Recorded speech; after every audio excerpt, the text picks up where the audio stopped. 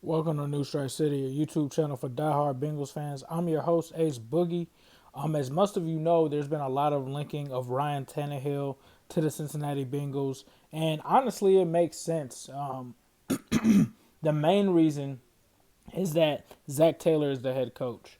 The fact that Zach Taylor has a relationship with Ryan Tannehill going back, I believe, in 2013 or something of that nature, makes sense that he would be linked to the Bengals. When players leave other teams, they often look and seek out old coaches and try to establish relationships with them.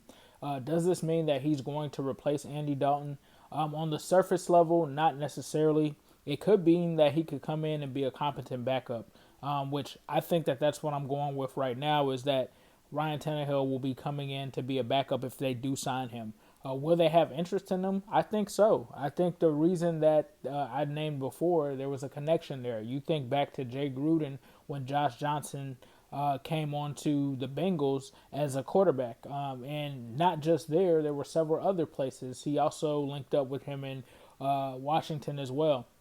Having guys that have already played in your system is not anything new or groundbreaking in the NFL. So if the Bengals were to acquire Ryan Tannehill via signing him, which I think that's the only way they do it, I would not be surprised.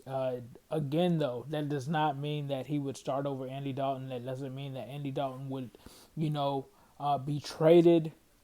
In my opinion, we will not know that until we get Zach Taylor in here and Zach Taylor decides what he wants to do. Zach Taylor could choose to move on from him, but I think right now, given the situation, given the team that the Bengals have, I think that he will want to keep Dalton at least for the short term. But if there is a call from Jay Gruden, he may entertain it. But I think that Ryan Tannehill, the interest is simply from that relationship of the Dolphins having that there. Looks like the Dolphins, according to Twitter reports and things of that nature, are prepared to actually release him. So saying that the Bengals are a falling spot for him does not mean much of anything. He could still come in and just be a backup. And honestly, I think it's a good move because Ryan Tannehill is the kind of guy that could come in and actually put that pressure on Andy Dalton for them to, in a sense, challenge him with someone other than a guy like Jeff Driscoll, who wasn't really a challenge, and he'd be even more of an established quarterback than AJ McCarron was. I think is easily the guy that has the most chance of actually competing with Dalton if they do sign Tannehill.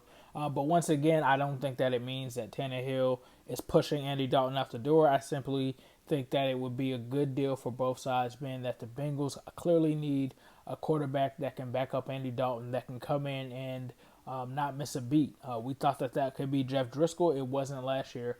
So don't be surprised if you hear that. I think that it's pure speculation, but I think that it's smart. I mean, if you look at the history that they have, I mean, it's easy to kind of come to that conclusion that the Bengals would be interested in signing Ryan Tannehill, especially a guy that, once again, Zach Taylor knows he's had success with. So I don't necessarily think that it's an indictment of Andy Dalton.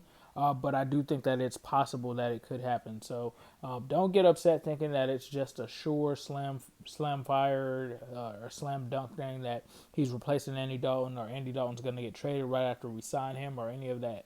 I think it's simply just seeking out where Ryan Tannehill could go. And I think that Cincy could be one of the options on his list, but I think that there's other places that he could go to as well. So not going to put too much stock into that. But be sure to share this video. Be sure to comment on it. I want to know what you guys' thoughts are. And as usual, I'll leave you with a who day, all day, every day, and especially on Sunday.